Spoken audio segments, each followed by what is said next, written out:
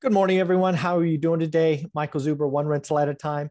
And I wanted to share with you early information on a California landlord survey I'm a part of. This data is very early. We're only about 1 week into the calling campaign, but I thought I would share with you what we have already uncovered because I thought it might be interesting to think about. So let me bring this up and we will share the data right now. All right, let's make this a little bit bigger for you. All right, so again, what we are doing here is we're going to summarize the results of a California landlord survey. We are trying to figure out what the impact of evictions have been and other kind of moratorium on California landlords. Real quick, this is done via the phone. It is a very quick 6-question survey. It should only take 3 to 5 minutes. And the people that have been a part of this survey must own California rentals as of today. So it's a very select set of groups. And again, these, as you will see, the questions were really aimed at California landlords. So the first question is, did the eviction moratorium cause you to lose money? Right? There's been a lot of talk about eviction moratorium and whatnot, but we wanted to ask California landlords to see if they've lost any money. And again, this one might surprise you. Just over 30% of the landlords that we have spoken with thus far lost money, which again, if you flip that over, that means over 65 or 66% of the California landlords did not lose money. So there has been a lot of talk about the eviction moratorium on small landlords. We have obviously felt some impact of that, but when we interviewed the ones thus far, again, 1 week into the campaign, we have seen only about 33 or 34% of the landlords lose money, which is a good thing. Number two, we were trying to figure out if the 2020 and 2021 year, if landlords are adding to their portfolio, or if not, they decided to stand pat. This one actually surprised me. A lot of the existing landlords, as you can see, not many of them stepped up to add rentals in the last year or year and a half, right? They had rentals going into the moratorium and they're like, hey, we're going to sit tight. We're going to see what's going on.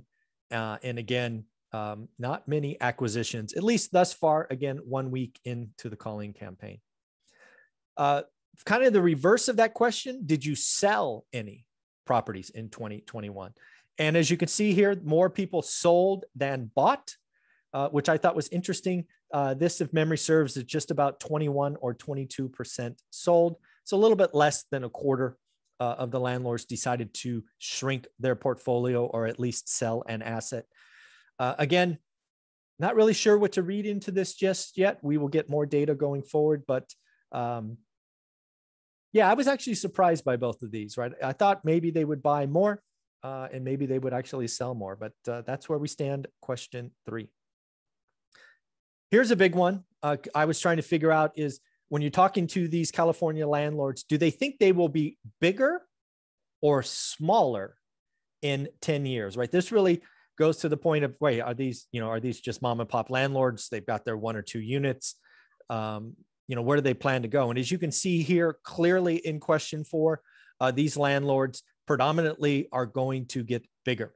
A few of them mentioned that they were kind of at the end of their investing horizon and would be getting smaller.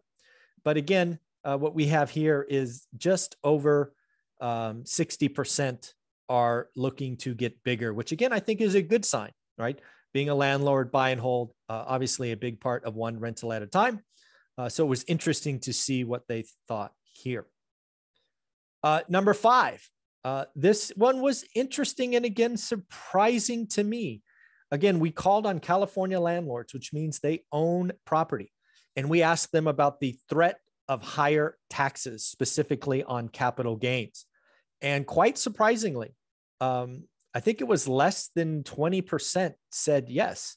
So that means over 80% of the landlords we have spoken to thus far said no, a rising capital gains tax does not concern them.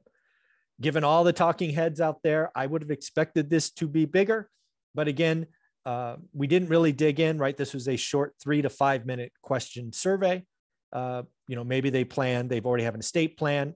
Who knows? But the fact is, question number 5, most landlords, California landlords, are not concerned about rising capital gains.